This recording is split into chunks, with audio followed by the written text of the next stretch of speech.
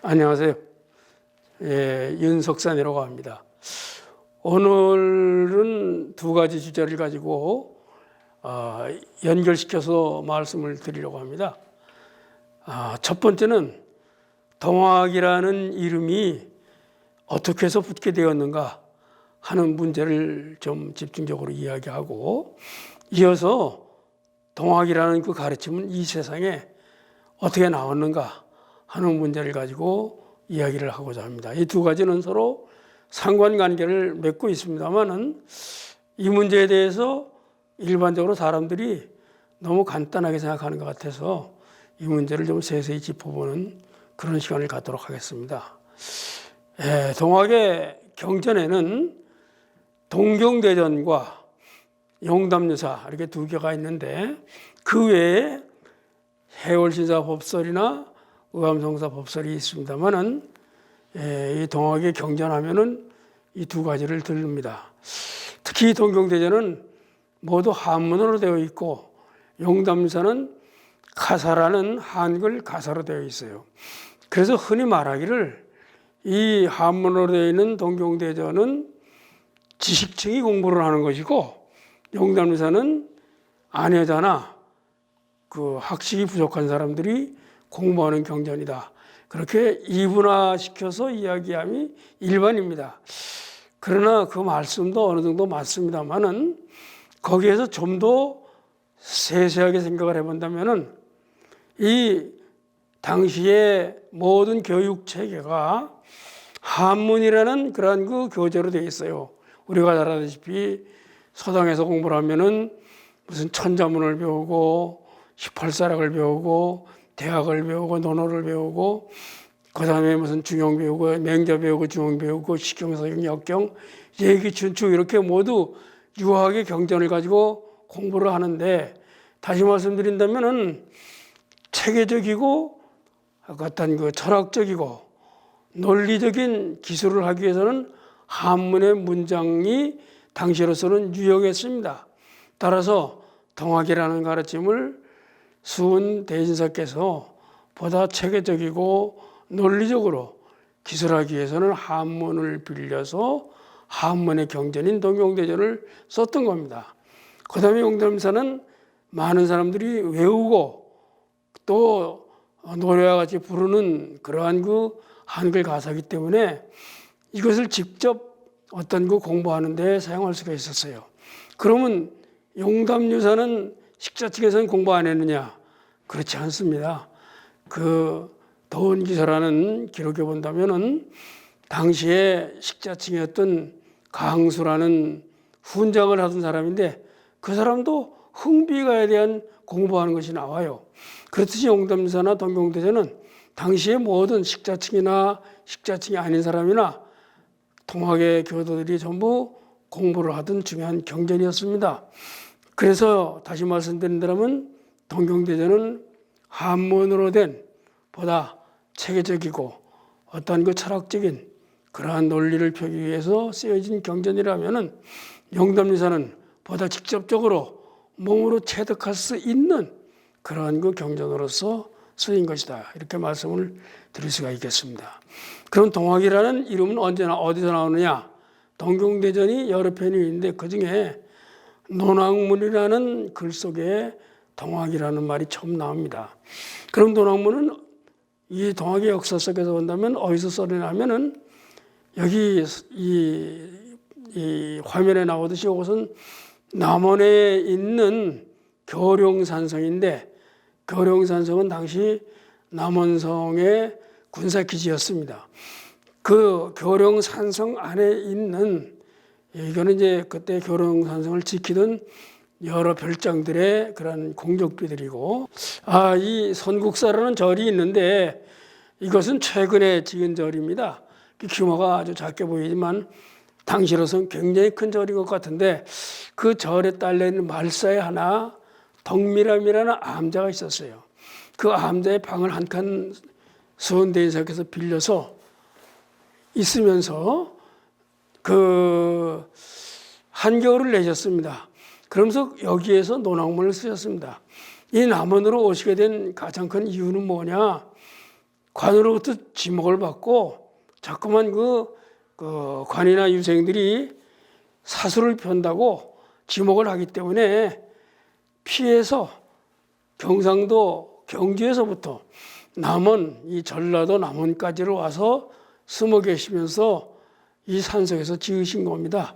근데 이 내용은 산속에서 지었지만 그 내용은 경주에 있으면서 여러 제자들과 문답한 것을 바탕으로 한 그러한 내용이 되겠습니다. 바로 이 논학문 여기서 지으셨어요. 거기에 논학문에 제자들이 선생님께서 펴시는 그러한 그 가르침은 지금 세상에 나와 있는 그러한 그 서학과는 어떻게 다릅니까? 이렇게 물어보니까 대답하기를 도수천도이나 도는 비록 천도다. 뭐 비록이라는 글자가 상당히 중요한데 이 도라는 게 서학이 펼치는 천도나 내가 가르치는 천도나 같은 천도다 이런 얘기입니다. 비록 천도로서는 같지만 얘기입니다. 그렇지만은 그 천도를 궁구하는 과거에는 종교라는 말이 없었어요. 릴리전이라는 서양의 말이 들어오고 나서 한문으로 번역되기를 종교로 번역된 것은 어떤 그 개화기 이후에 그렇게 된 거고, 과거에는 도니, 학이니, 교니 이러한 말로서 종교의 가르침을 대신했어요. 근데 도와 학과 교는 서로 구분됐습니다. 도는 근원적인 천도라면은 이 천도를 궁구하는 그러한 그것이 학이죠. 그래서 학은 곧 동학이다라고 말씀을 하신 겁니다. 다시 말해서 이러한 그 도를 궁구하는 학이 동학이지, 이 어떤 그 서양의 서도가 궁구하는 천도라는 면에서는 똑같지만은 그것을 궁구하는 것이 서학이 아니라 나는 동학이다. 이렇게 구분해서 말씀을 하셨던 겁니다. 이러한 말씀을 들어본다면 동학이라고 명명하신 데에는 서학과 일정한 연관이 있다고 생각을 합니다. 그래서 사람들이 말하기를 동학이라고 명명한 것이 서학의 반대 개념으로 서학에 반대하기 위해서 그렇게 이름을 붙였다라고 말합니다. 그런데 이 이름을 붙인다는 게 굉장히 중요한 것이라고 저는 생각을 합니다. 우리가 집에서 자식을 낳았단 말이죠. 근데 그 자식의 이름을 붙인데도 함부로 붙이지 않습니다. 근데 이 수은 대신사께서 당신의 가르침을 이름을 붙이는데 서학이 들어왔으니까 반대 개념으로 동학이라고 뛴다? 이렇게 간단히 생각하고 이름을 붙였겠어요? 절대 그렇지를 않다는 거죠. 이 서학이라는 것은 서양지 학의 준말입니다. 서양지 학의 준말로 서학이라고 그랬어요. 그럼 동학은 동양지 학이냐? 이렇게 우리 생각할 수 있어요.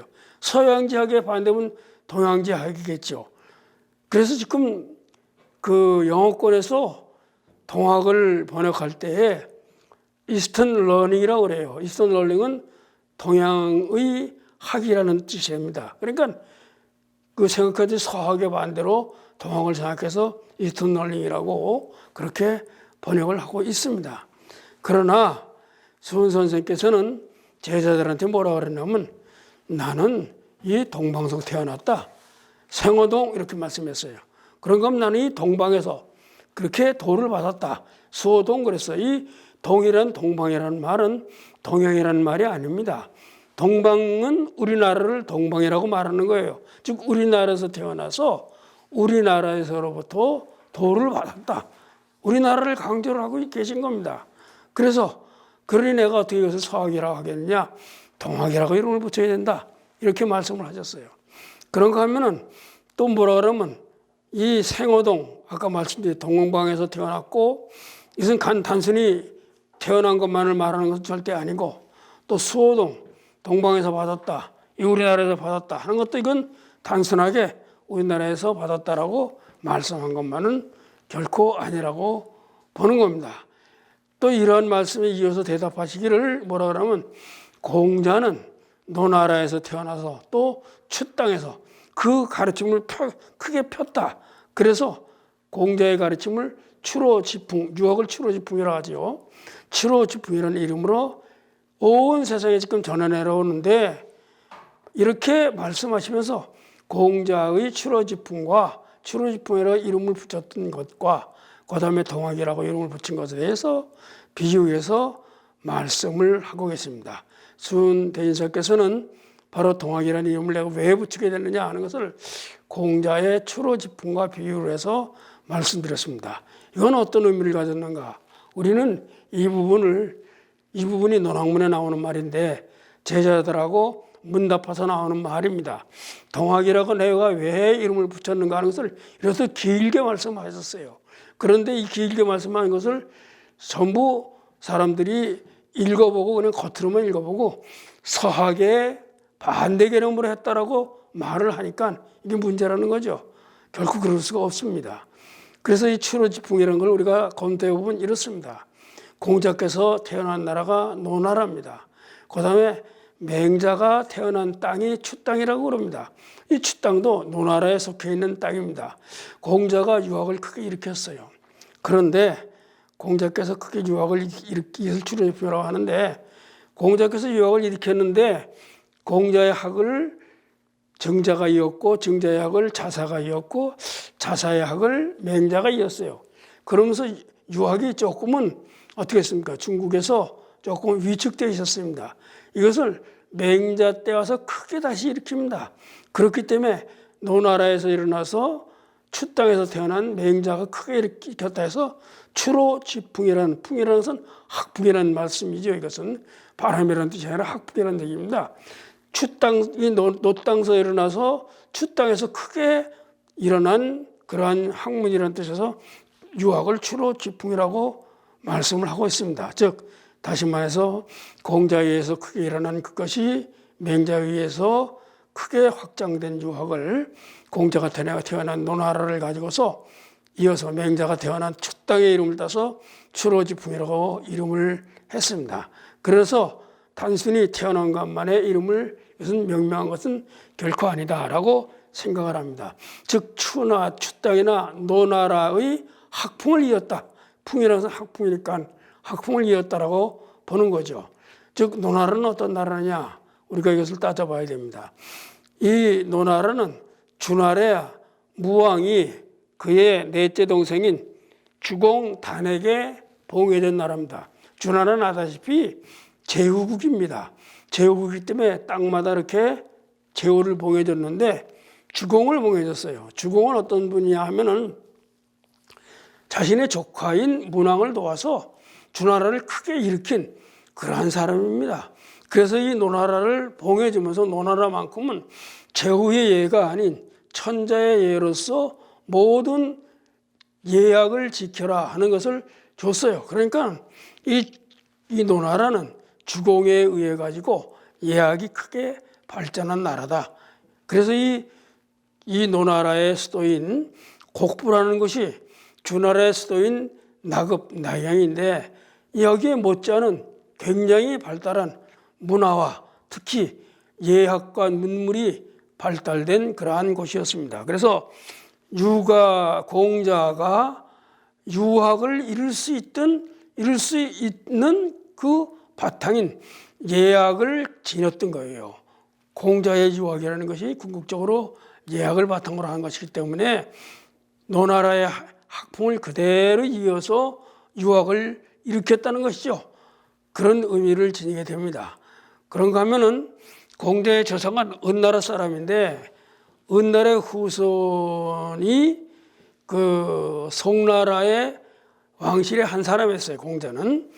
공자의 5대조가 노나라로 피난을 와가지고 노나라로 온 뒤에 은나라의 그 유민들이 은나라의 예를 보존해서 예를 돌보고 나아가서 이것을 가르치면서 생활을 했습니다. 이 유민들이 바로 유가의 연원이 되는 거죠. 공자는 은나라의 후손으로서 예학에 밝았고 또 노나라는 예학이 크게 번성한 나라이기 때문에 이것을 바탕으로 해가지고 유학을 일으켰기 때문에 바로 추로지풍이라고 얘기한 거죠. 노나라가 주공의 후예로서 예학안에서 아주 뛰어났고 공자의 5대조가 즉 은나라의 예학을 잘 보존해서 논알에서 펼쳤다는 것 같은 사실. 그래서 논알의 학풍과 이 유풍을 이루었다 이렇게 볼 수 있죠. 그래서 이 학풍과 유풍이 훗날 공자에 의해서 유학을 일으키는 그 연원이 되었습니다. 그래서 이 공자의 유학을 추로지풍이라고 얘기하고, 공자의 유학을 한마디로 얘기하면 극기복례입니다. 이 극기복례에 관해서 주자는 이런 말씀을 합니다. 극기는 일진의 사역을 모두 극복하는 것, 나를 극복하는 건데 내가 가지고 있는 사사로운 욕망을 모두 극복하는 것이죠. 이 극복을 하고서 천리에 의해서 정해져 있는 그러한 예약을 갖다가 다시 회복하는 것이 극기복례다 그러겠어요. 유학의 논어를 한마디로 얘기하면 극기복례인데, 이렇듯이 공자는 이 천리에 의해서 이룩된 예약을 회복하는 것이 유학의 중심으로 삼았습니다. 그 중심이 됐던 것은 논하라의 학풍에서부터 비롯됐던 거죠. 그래서 추로지풍이라고 말씀을 그렇게 그 이야기를 한 거죠. 그래서 유학은 추로지풍의 예를 바탕으로 해서 일어난 가르침이다, 이렇게 볼 수가 있겠습니다. 이와 마찬가지로 수은대인사께서의 가르침이 바로 이 우주를 아우르는 그러한 천도를 궁구하는 학이지만은, 그렇지만 대인사께서 우리나라에서 태어났고 또 우리나라에서 도를 받았고 우리나라의 문화적 전통이라든가 정신의 축적을 바탕으로 가르침의 이 동학이라는 학을 일으켰기 때문에 바로 이 동학이라고 이름을 해야 된다라고 말했습니다. 그럼 동학이라는 말은 그냥 동방의 학이 아니라 우리나라의 사유와 우리나라의 문화와 우리나라의 철학을 바탕으로 해서 일어난 그러한 학문이라는 뜻으로서 붙여진 이름이죠. 추로지풍이 논하라의 학풍에 의해서 일어난 거나 똑같이 마찬가지로 동학은 우리나라의 학풍에 의해 바탕을 해서 일어난 학문이라는 그런 의미를 지니게 되는 거죠. 그래서 우리가 일반적으로 알듯이 동학이 서학에 반대되는 이름으로 너는 설화했으니 나는 동방에서 태어났으니 동학이라고 하겠다라고 간단하게 붙인 것이 아니라는 거죠. 논학문에 나오는 추로지풍과의 비유하는 말씀을 우리가 잘 깊이 새겨봐야 되겠습니다. 그래서 이 동학은 뭐냐? 당시에 들어오는 서학에 상대되는 단순한 그러한 이름이 아니고, 서학은 서양의 학문적, 문화적 전통과 어떤 사유를 바탕으로 일어난 그러한 학문이라면, 동학은 역시 우리나라의 이 동방의 문화적, 학문적 전통과 사유를 바탕으로 해서 일어난 학문이라는 뜻에서의 동학이라고 이름을 붙인 겁니다. 그런가 하면 수은대인사께서 관에 체포가 돼서 대구에서 신문을 받을 때에 이런 얘기를 하고 있어요. 동학이라는 건 도대체 뭐냐라고 신문관이 취재를 합니다. 그때 이 기록에 의하면 이렇게 나와요.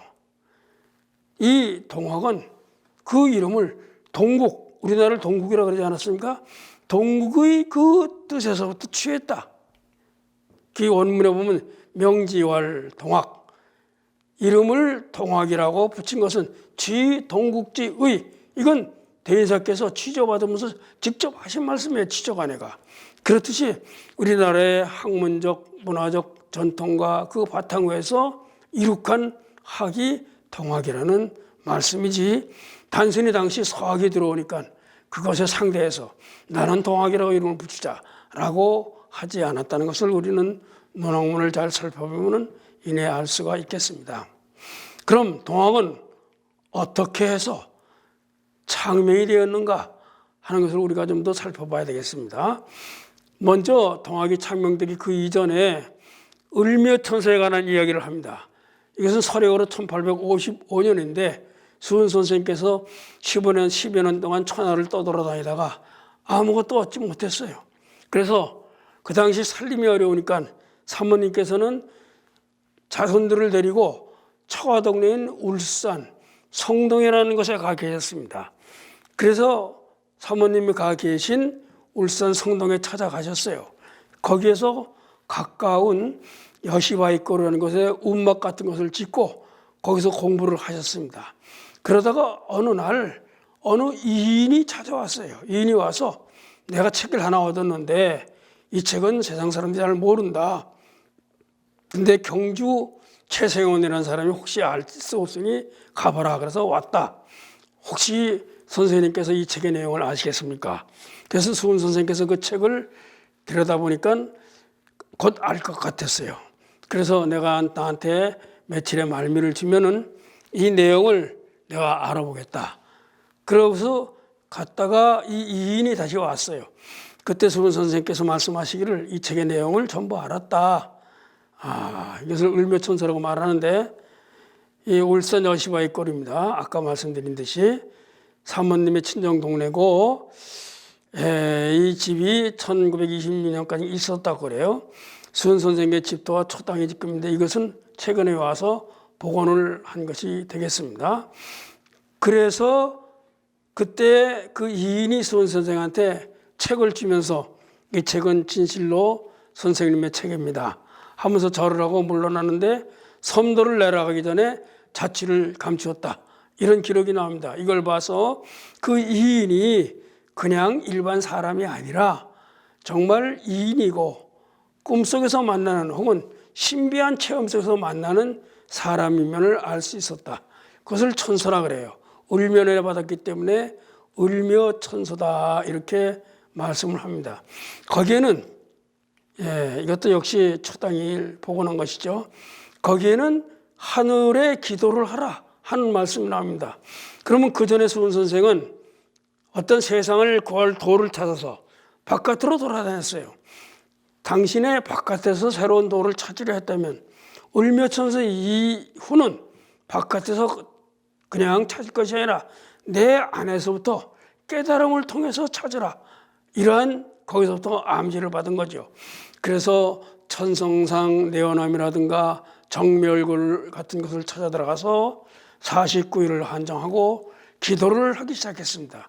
그래서 하늘님께 기도를 하기 시작을 했어요. 그러니까 그 전에 수은 선생은 내 외부에서 밖에서부터 도를 찾으려 했다면, 새로운 가르침을 찾으려 했다면 을묘천서 이후는 밖에서 찾으려는 것을 버리고 내 안에서부터 깨달음을 통해 가지고 도를 얻으려 했다. 이렇게 볼 수 있겠죠.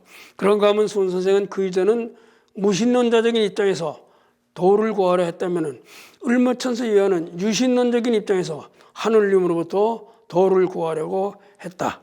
그때의 첫 번째 종교 체험이 을묘천사라고 말들을 합니다. 그러나 천성산이나 내원함 그렇지 않으면 정멸굴에서 아무러한 깨우침을 하지 못하고 수은 대인사께서는 1859년 기민년입니다. 그해 10월에 가족을 이끌고 고향인 경주 용담으로 돌아오시게 됩니다. 그래서 용담에서 그 아버지가 지어놓으신 그 와령암 자리를 다시 잘 고쳐서 거기에서 살림집을 하고 개천 건너편에 있는 용담서사를 용담정으로 용담정에서 거기서 수련을 지속적으로 하시게 됩니다. 수련을 하시다가 불출사회를 맹세하고 수련을 하시다가 그러다가 경신년 1860년입니다. 경신년 4월 5일 날 4월 5일은 음력인데 그 해가 장조카 최세조 자가 맹년인데 이분의 생신이에요. 근데 이 장조카 조카지만 수은 대인사보다 12살이 많습니다. 이분은 그 용담정서 내려와서 거기에 그 마을에 살던 그 지동이라는 곳에 살던 분이었는데 거기서 아저씨 생일이니까 생일 잡수러 오십시오 하고 초대를 했어요. 옛날에는 생신에 어른들을 아침에 부릅니다. 그래서 아침에 내려가셨어요. 그래서 그 장조카 맹년 생일에 앉아서 아침 조반을 잡수다가 갑자기 정신을 차릴 수가 없고 어지럽고 이러한 신비한 일이 벌어지기 시작했어요. 도저히 앉아 있을 수가 없어요. 그래서 사람들이 모시고 다시 용담으로 올라오게 됩니다. 그것을 경신년 4월 5일 날 겪게 되는 수은대진사의 결정적인 종교체험의 시작입니다. 종교체험의 시작은 바로 이 지동이라는 최세조 조커의 집에서 시작을 해서, 그래서 용담으로 다시 올라오셔가지고 거기서 지속적으로 며칠을 그 같은 신비체험 속에 휩싸이게 되는 것이죠. 그래서 용담 들어가는 그러한 그 길입니다. 이것은 그 대문인데, 저 대문이 지금 나는 참 맞질 않아요. 저게 무슨 한국식인지 서양식인지 알 수가 없습니다. 저걸 좀 새로 만들어야 되는데, 요즘하게 우리 용담을 성역화하는, 경지 성역화하는데 그것에서 이것을 좀 새롭게 하는지 그 계획이 있는지를 모르겠어요. 새롭게 했으면 하는 그러한 소망이 이 안에 있습니다. 이 종교체험이라는 것이 상당히 그 중요한 것인데, 이게 뭐냐? 이 종교체험은 우주의 무한성, 우주의 신성, 이런 데 대한 경이감, 신비감, 이런 것들을 체험하는 겁니다. 혹은 신비체험, 종교체험 이렇게 말을 하게 되는데, 이것을 체험하니까 우리가 사는 현상적 차원을 뛰어넘어서 우주적 차원에서의 우주적 신성이라든가 경이감 등을 체험하는 것을 종교체험이라고 말을 하게 됩니다. 그래서 그런가 하면 우주적 신적인 존재와 만나서 대화를 하고 말을 하고 이러한 차원을 뛰어넘는 그러한 것을 종교체험이라고 말을 합니다. 그런가 하면은 일상을 뛰어넘어서 신적인 것이나 궁극적인 것에 대한 것을 체험하는 특수한 체험을 종교체험이다, 이렇게 말을 할 수가 있겠습니다. 바로 이 대신사, 수은대신사의 종교체험은 어떠했는가? 이것을 중시 여기는 이유는 무엇인가? 우리가 동학이라고 하면 마치 유불선의 장점을 이렇게 취합해가지고 만들었다. 무슨 대학 교수가 논문 쓰듯이 논문에 이렇게 취합을 해서 자기의 독창적인 생각을 집어넣어서 논문 쓰는 지식인의 생각으로서 바라보기 때문에 이게 문제예요. 이건 종교인데 그런 지식에 의해서 이렇게 취합해서 한 게 아닙니다. 커다란 깨달음을 통해서 한 거예요. 다시 말해서 이 동학이라는 가르침이 이 세상에 나온 것이 지식의 측면에서만 바라보기 때문에 동학에 대한 오해를 불러올 수가 있는 것이죠.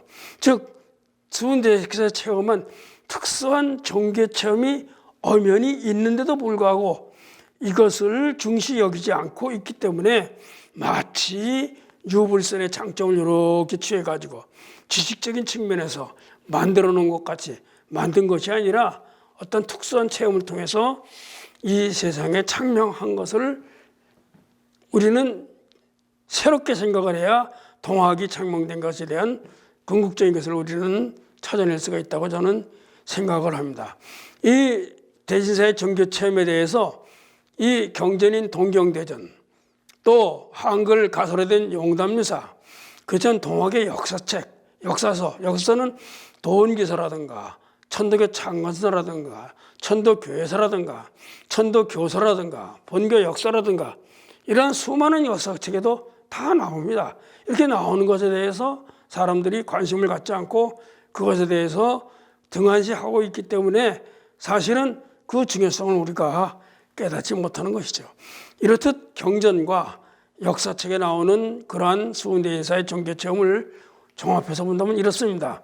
첫째, 꿈인지 잠인지 알 수 없는 상태 속에서 종교체험을 했다 그래요. 그래 보면은 용담사에 꿈일론가 잠일론가 여몽여각 득도로다 이렇게 말씀하시지 않습니까? 그런가 하면은 몸이 떨리고 마음이 추워졌어요. 동경대전에 심한 심전했다 이렇게 말하잖아요. 심한 마음이 무척 춥고 신전 몸이 벌벌벌 떨리고 그래서 그 증상을 도저히 알 수가 없는 상태에서 이르렀다. 이러한 육체적인 변화가 생겨요. 그래서 그런가 하면은 하늘님의 음성이 들렸어요. 하늘님과 대화를 하게 돼요. 그래서 대신사께서 여쭤보죠. 어찌해서 이렇습니까? 그랬더니 내 마음이 바로 너의 마음이다. 오심중 여심자. 세상 사람들이 이것을 어찌 알겠느냐? 그렇게 말씀하시는 것을 대신사께서 들었죠. 하늘님이 말씀하시는 것을. 하늘님과 대신사께서 대화하는 모습이 나타나게 됩니다. 그런가 하면 거기에는 지극히 두려움이나 의심을 하는 정서적 변화를 생깁니다. 하늘님이 뭐라 물구물공하라. 두려워하고 두려워하지 마라. 이 말씀은 대신사께서 어떤 극도의 공포를 느끼게 되는 거예요. 종교 체험 속에서. 그런 건 무리무리하라. 의식하지 말고 의심하지 말라. 이렇게 말씀을 하십니다. 이렇게 말씀하시는 이유는 이게 과연 세상을 구할 수 있는 도인가 하고 의심하는 생각이 들었다는 거죠. 종교 체험의 순간에. 이 종교 체험이라는 것은 바로 이렇듯이 그 다양한 정서적 변화라든가 육체적 변화가 생겨요. 그런가 하면 아주 굉장히 그 어떤 그 정신적인 고양 상태가 생겨요. 좋다, 황홀하다 이런 생각이 듭니다. 기장하고 기장하다. 용담수에 기장하고 기장하다는 말씀이 나오죠. 좋을시고 좋을시고 인의 신명 좋을시고 이런 말이 나와요. 그렇듯이 종교 체험은 이렇게 정서적으로 육체적으로 정신적으로 어떤 그 변화와 이런 상태를 가져오게 됩니다. 이러한 종교 체험 속에서 겪게 되게 된 대신사의 육체적, 정신적, 정서적인 그런 면에 커다란 변화가 일어나게 되는데 이것은 왜 그런가 하는 것을 우리는 따져봐야 되겠습니다.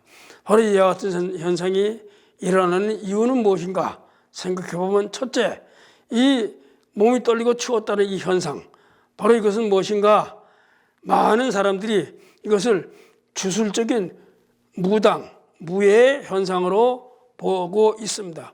즉 종교 체험이라는 면에서는 같은 겁니다. 무나 대인사나 같은 면이지만 궁극적인 면에서는 달라요. 다시 말해서 유신론의 전통 속에서는 모든 사람들이 이런 체험을 합니다. 유신론, 무당만 하는 것이 아니라 이런 체험은 석가모니도 하셨을 것이고 예수님도 하셨을 것이고 누구나 다 이것은 이런 체험을 하시는 거죠. 그래서 근데 무의 종교 체험에서는 신이 내릴 때는 무당이 인격체가 완전히 없어져 버려요. 그 내려온 신의 상태가 돼. 그래서 어린아이의 신이 내려오면 어린아이의 목소리를 내고 할아버지 신 내려오면 할아버지 목소리를 내고 이렇게 인격체가 완전히 없어지는 그러한 상태가 무당의 상태입니다. 그러나 수은 대진사의 상태 속에는 대진사의 인격을 그대로 두고서 하느님과 대화를 한다는 면이 달라요. 하느님과 대화를 하고 이 대진사는 대진사의 인격체를 그대로 지녔다는 것이 무와는 근원적으로 다른 모습이다. 이렇게 해서요. 그런가 하면 무는 탈원 망아, 혼이 완전히 날아가 버리고 나를 잊어버리는 그런 상태 속에서의 체험을 하게 되는데 대인사의 체험은 그런 체험이 아니죠. 그런가 하면 본원적으로 마음에 모시고 있는 하느님을 깨달음으로 인해서 하느님과 내가 합일이 되는 그러한 융화일체가 되는 그러한 경지를 이룬 것이 대신사의 종교 체험이라고 말씀을 드릴 수가 있겠습니다. 그런가 하면은 여몽여각, 꿈일론가 잠일론가 하는 상태 속에서 잘 알 수 없는 상태 속에서 을묘청소에서도 대인사께서 초당에 가서 잠이 들까 말까 하는 상태에서 이인을 만났다고 되어 있어요. 그것도 역시 종교체험입니다. 종교체험의 가장 큰 특징은 여몽여각도 또예요. 꿈인지 잠인지 알 수 없는 상태 속에서의 어떤 체험을 하게 되는 것이죠. 바로 이렇게 되게 된 이유는 무엇인가?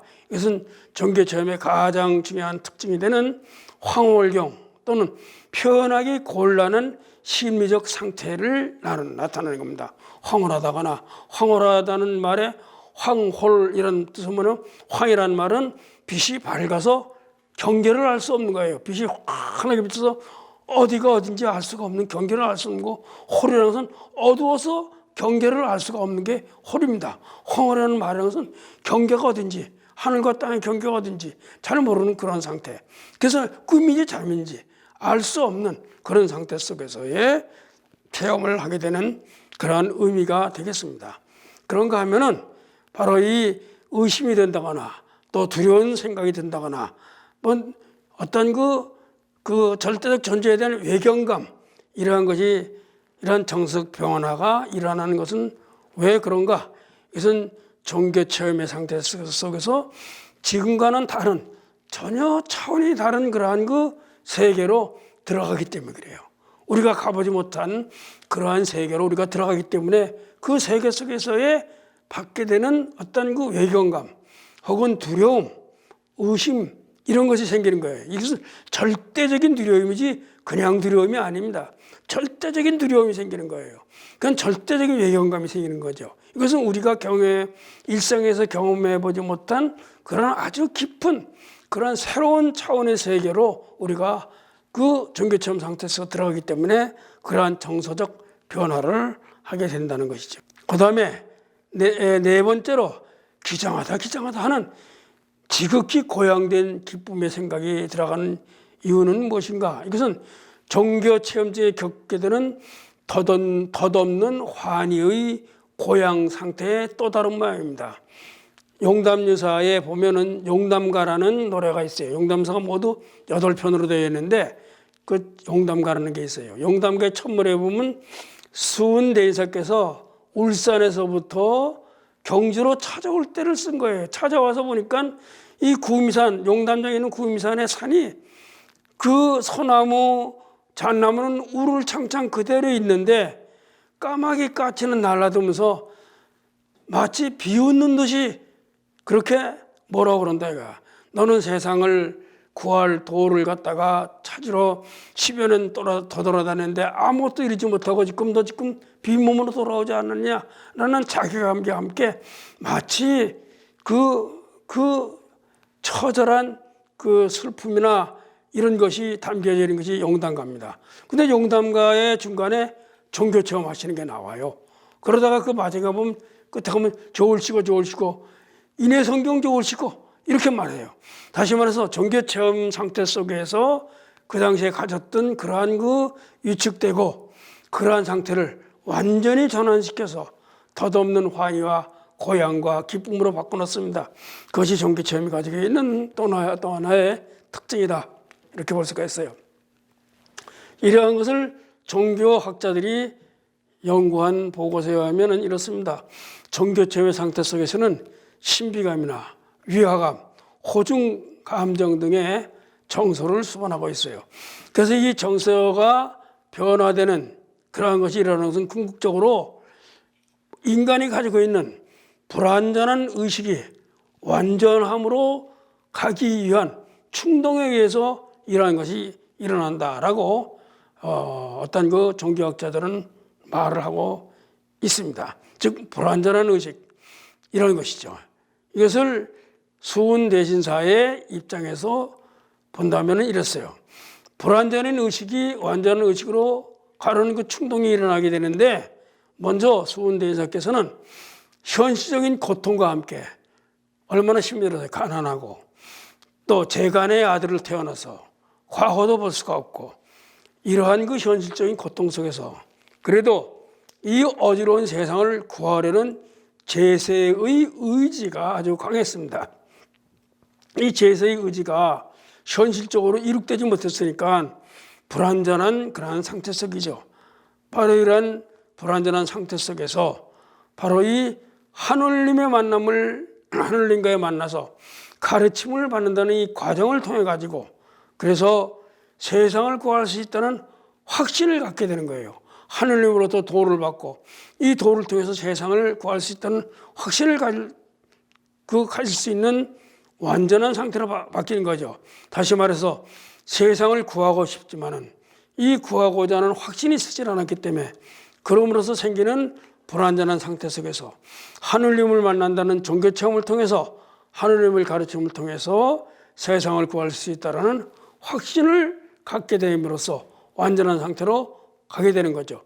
그 과정 속에서 이 신비감이라든가 두려움이라든가 의심됨이라든가 경외감이라든가 이런 것을 느끼게 되는 거죠. 바로 이 수은대신사의 종교체험과 함께 수은대신사는 어떻게 변하는가? 사실 종교체험이라는 것은요, 그 사람을 완전히 다른 사람으로 바꿔놓습니다. 오랫동안 수련을 하고도 사람이 하나도 바뀌지 않았다면 그 수련은 잘못한 거예요.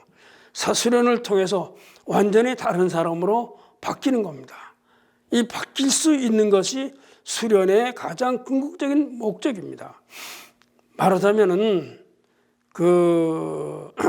우리가 알고 있는 단군 신화가 있지 않습니까? 단군 신화에 본다면은 곰이 마늘과 쑥을 먹고 21일 동안 햇살이 들지 않는 그러한 그 동굴 속에서 지냈다가 아름다운 여인 웅녀로 바뀝니다. 그렇게 곰이 웅녀로 바뀌듯이 마치 곰이 쑥과 마늘을 먹고 햇살이 들지 않는 그러한 동굴에 있다는 것은 수련을 하는 것과 똑같습니다. 그런 과정을 겪은 사람이 웅녀로 바뀌지 않고 그냥 곰으로 나왔다면 이건 수련은 헛한 거예요. 대인사께서도 바로 이 오랜 수련의 생활을 통해서 경신년 4월 초닷새 이후 어떤 종교체험 이후에 다른 사람으로 완전히 바뀌었습니다. 어떻게 바뀌었느냐? 이 종교체험을 기점으로 대인사께서는 어떻게 바뀌었느냐? 첫째, 지금까지 절망적이고 부정적인 삶이 희망적이고 긍정적인 삶으로 바뀌었어요. 그래서 용담사 8편의 끝에 보면 모두가 기장하다, 기장하다, 좋으시고, 인내심령, 좋으시고, 바로 이렇게 긍정적이고 희망적으로 바뀌어요. 그래서 이 세상은 내가 이 세상에 하느님이 주신 도로 인해서 새롭게 좋은 세상으로 만들 수 있다는 희망에 가득 찬 그런 사람으로 바뀝니다. 두 번째는 어떻게 바뀌냐? 성인다운 모습으로 바뀌어요. 우리가 흔히 신비체험과 종교체험을 같은 것을 보는데 신비체험은 그냥 신비체험입니다. 신비체험으로 끝나요. 그런데 종교체험을 겪고 나서 사람이 완전히 성인같이 바뀌어버리는 겁니다. 일반 사람이 성인같이 바뀌어버리는 거. 그것이 종교체험이라고 볼 수 있어요. 대신사께서도 성인같이 바뀌어버렸어요. 그것이 용담사에 나와요. 대신사의 사원님께서 대신사께 때문에 얼마나 고생을 하셨어요. 15년 동안 대인사께서는 도를 구한다고 세상을 떠돌아다니면서 살림도 돌보지 않으셨어요. 그때 가난하게 사셨어요. 아이들을 데리고 오죽했으면 처가 동네에 있는 울산으로 가서 사셨겠어요. 그런가 하면 다시 또 용담에 오셔서도 도 닦는다고 공부한다고 살림은 안 하셨지 않습니까? 그렇게 해서 고생했는데 이 대인사께서 종교체험 이후에 사모님께 대하는 태도를 사모님이 가만히 바라다 보니까 이건 사람이 대하는 게 아니야. 하느님이 대하는 것 같아. 그렇게 느꼈어요. 그 용담사 안신가에 나와요. 대하는 태도가 사람 같지 않았다 그랬어요. 완전히 다른 사람으로 바뀌었습니다. 그래서 이 사모님이 탐복을 한 거예요. 저렇게 열심히 쓰더라면 사람이 저렇게 바뀌는구나. 저렇게 훌륭한 사람으로 바뀌는구나. 그래서 사모님이 첫 번째 동학에 입도를 하는 이유가 그런 겁니다. 부인이라고 입당했어요. 부인이지만은 대인사께 어떻게 했습니까? 감복을 한 거예요. 너무나 훌륭한 사람으로 바뀌었어요. 성인 다음으로 변모를 한 겁니다. 종교체험 이후로. 그러므로 인해 가지고 경신년 4월에 종교체험 이후에 정서적인 면이라든가 어떠한 의적인 면, 인격적인 면, 도덕적인 면에서 완전히 성인답게 바뀌고 따라서 한 사람의 종교적인 인간으로 변모를 하게 됩니다. 따라서 종교의 교조로서의 삶을 시작하게 되었다. 이렇게 볼 수가 있습니다. 그래서 저는 수은대인사의 생애는 두 생애가 있다고 봐요. 두 생애가 뭐냐? 경신년 4월을 중심으로 전생애와 그 이후의 생애로 나누어진다 이렇게 볼 수 있어요. 즉 경신년 이전의 생애는 한 사람의 세상을 걱정하는 지식인이고 교양인으로서의 삶을 살았어요. 그러나 종교체험 이후는 종교적 교조로서의 삶을 살았다. 이렇게 말씀을 드릴 수가 있겠습니다. 경신년 4월 2일을 중심으로 해서 그렇습니다. 바로 이 지식인의 삶이라는 것은 어떤 것이냐? 요약해보면 이렇습니다. 어지러운 세상을 근심하면서 어떻게 하면 이 세상을 구할까 하는 도를 찾아서 세상을 떠돌고 그러한 고난 속에서 좌절하고 아픔을 맛보던 그런 삶이었어요. 그래서 자신과 자신이 처한 현실의 문제를 매우 일상적인 차원에서 일상의 방법으로 극복하고 해결해 보려고 고뇌하던 그와 같은 삶이었어요. 다시 말씀드린다면 당시의 시대적 고뇌를 지닌 젊은 지식인으로서의 삶이었다고 볼 수 있어요. 경신년 이전의 삶이라는 것은 일상적이고 또 지식인의 삶이었다 이렇게 볼 수 있겠죠. 그러나 경신년 4월 이후 종교체험 이후에 종교적 교조로서의 삶은 어떠냐?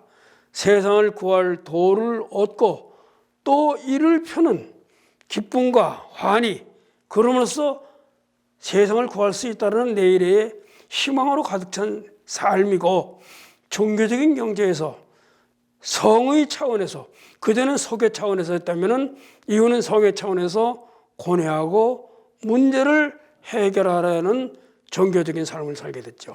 즉 세상을 구할 수 있는 의지를 지닌 그러한 교조로서의 종교적 교조로서의 삶을 살 수 있었다. 즉 성의 차원에서의 제세를 할 수 있는 삶을 살았죠. 바로 동학은 이와 같은 과정을 거쳐 수은 대신사의 결정적인 종교체험과 함께 세상에 나온 것이죠.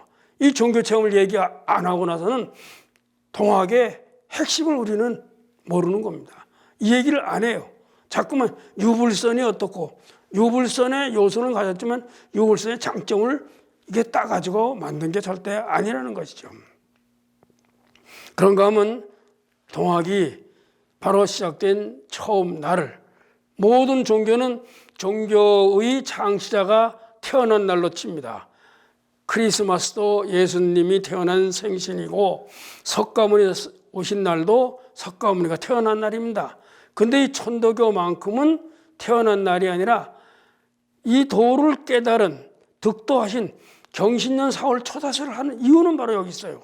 바로 이 교조적 성인의 삶을 살기 시작한 것이 경신년 4월 초다세이기 때문에 그렇게 한 거죠. 따라서 동학이 시작한 첫날을 수은 대인사께서 태어나신 1824년 10월 28일로 하지 않고서 이 수은 대인사께서 결정적인 종교 체험을 하고 하늘님으로부터 무국대도를 받은 그날인 1860년 경신년 4월 5일로 정한 이유는 바로 여기에 있습니다. 즉 이날이 경신년 4월 초다세가 되겠습니다. 그렇듯이 동학이 처음 시작된 날을 대인사의 탄신에 두지 않고 대인사의 도를 받은 이유로 정한 그러한 모습은 동학이라는 가르침이, 동학이라는 종교가 지닌 그 특성을 이 모습 속에서 우리는 찾을 수가 있겠습니다. 그런가 하면 동학을 창명한 수은 그러한 대신사를 우리가 신격하지 않아요. 태어날 때 이미 신격화돼서 태어났다고 대부분의 종교에서는 교조를 그렇게 얘기를 합니다. 신격화하지 않습니다. 하늘님의 도를 받은 그래서 우리에게 그 도를 가르치는 스승님으로서 우리한테 있는 것이지 신격화돼서 있질 않아요. 그런가 하면은 신격화돼서 경배하고 우리가 의지하려고만 하지 않아요. 다른 종교의 창시자는 의지의 대상입니다. 그런데 의지의 대상이 아니에요. 의지의 대상이 아니라 우리도 수련해서, 그래서 그 누구도 대신사님과 같은 경지로 가려고 노력하는 것이 제자된 도리로서의 길이라고 생각하고 수련에 임하는 것이 바로 이 천도교 교도들의 생각이 되겠습니다. 그러나 신이 아닌 스승님으로 인해 가지고 스승님의 가르침에 따라서 스승님과 같은 길을 갈 수 있으며 세상의 그 누구도 올바른 노력을 하면 스승과 같은 경지에 오를 수 있고 스승님과 같은 삶을 살 수 있는 거예요. 당시 해월신사께서는, 이 도통을 물려받으신 해월신사께서는 사실 당시로서는 하층민의 삶을 살았어요. 그러나 스승이신 수은대전사를 만나보고 이런 가르침을 받고는 나도 성현의 길을 갈 수 있다라고 착각을 하신 거예요. 그러면서 법서를 보면 그래요. 성현의 준표가 남다른 데 있는지 알았는데 다른 곳에 있는 것이 아니고 내가 마음을 정하느냐 정치 못하느냐에 있음을 대선생으로부터 깨달았다. 이렇게 말씀하십니다. 바로 그 세상에 누구도 열심히 스승님의 가르침에 따라서 수련의 길을 간다면은, 그렇다면은 누구도 성현의 길을 갈 수 있다라고 바로 이 대인사께서는 이렇게 가르칩니다. 만약에 내가 신이다, 내가 신의 경지가 있다, 그 신의 경지는 다른 차원의 세계니까 도저히 거기는 갈 수가 없는 거예요. 영원한 타자예요. 그렇지만 대인사께서는 신이라 하지 않고 스승이라고 하신 것은 바로 이러한 종교 체험과 함께 하늘님으로부터 도를 받았기 때문에 그런 겁니다. 당시 조선이라는 사회는 굉장히 신분사회입니다. 상층 계층과 하층 계층으로 나눠서, 즉 상층 계층의 사람은 군자가 될 수 있고 하층 계층의 사람은 군자가 될 수가 없었어요. 그러나 상층 계층, 하층 계층을 망라하고 누구나 성현의 삶을 살 수 있다고 가르쳤던 것이죠. 그래서 이 기존의 종교의 구원의 방식이 매우 수동적인데 반해서 이 동학의 가르침은 능동적인 노력을 통해서 그 경지에 도달할 수 있다라고 가르치겠습니다. 이것을 오늘날은 타력적 신앙이 아닌 자력적 신앙이다, 이렇게 말로 바꿔서 말씀을 드릴 수가 있겠습니다.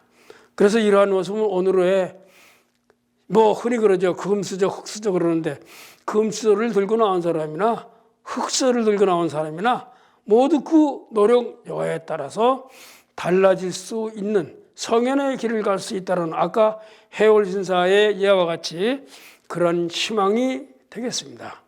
그래서 흔히 개천에서 용인할 수 있는 그러한 희망을 줄 수 있는 가르침이 동학이라고 말씀을 드릴 수가 있습니다. 동학이 이 세상에 나온 것을 그러면 어떻게 보느냐? 참 이거는 학자마다 다릅니다. 동학이 발생했느냐, 동학이 창도되었느냐, 동학이 창명되었느냐. 지금 오늘 천도교에서는 창명이라는 말을 씁니다. 근데 발생이라는 말도 쓰는 사람이 있어요. 발생이라는 말을 쓰는 것은 주로 이것은 역사학자들이 씁니다. 저명한 역사학자의 그 저술에 보면은 동학의 발생 이렇게 말했어요. 이 발생이라는 말은 19세기라는 사회적, 역사적 배경 속에서 발생했다 이 얘기입니다. 즉 대신사의 종교 체험이라든가 동학의 가르침은 일체 배제해 버렸어요. 19세기라는 혼란의 시대를 극복하기 위해서 발생된 것이 동학이다 이 얘기입니다. 그래서 이 영정전 시대가 끝나고 안동 김씨들에 의해서 세도 정치가 시작이 되었고, 임금이 임금이 아니고 신하는 신하가 아니고 아비는 아비가 아니고 자식이 자식이 아닌 그러한 시대에 서양으로부터 새로운 서양의 세력들이 들어오기 시작을 해가지고 그런가 하면 원민들이 밀란을 일으키고 이와 같은 혼란의 시대에 동학이 발생했다고 봅니다. 거기에 비해서 창도라는 말을 쓰게 되는데, 창도라는 말은 말 그대로 창은 비롯됐다, 새로 만들었다 이거죠. 그렇게 되니까 도를 새로 만들었다. 그럼 경신년 4월 초다세에 수훈대인사께서 새로운 도를 만들었다? 이거는 아니죠. 대인사께서 도를 터득하고 깨닫기 그 이전부터 도는 있어 왔어요. 있어 왔던 것을 새롭게 만들었다 하니까 창도도 옳은 말은 아니죠. 그래서 창명이라는 말을 씁니다. 창은 새롭게 밝혔다 이거예요. 그 옛날부터 있었던 천도를 지금까지 터득하고 깨닫지 못했는데 비해서 이 대인사께서는 그것을 처음으로 세상에 밝혀냈다, 이런 뜻을 지녔습니다. 창명이란 말은. 그래서 오늘날 천도교에서는 창명이라는 말로 쓰는 것으로 천도교에서는 이야기를 하고 있습니다. 그렇게 되면 동학이라는 것은 19세기 중반이라는 역사적 시대적인 어떤 그 상황과 함께 수훈대인사가, 이 상황도 매우 중요한 겁니다. 이러한 시대적 상황과 함께 수훈대인사의 결정적인 종교 체험으로 인해서, 이 결정적인 종교 체험이 없으면 동학의 가르침은 세상에 나오지 않았습니다. 이 결정적인 종교 체험에 의해 가지고 창명된 가르침이며 사상이며 오늘날의 종교다, 이렇게 말씀을 드릴 수가 있겠습니다. 이상 오늘 강의를 마치겠습니다.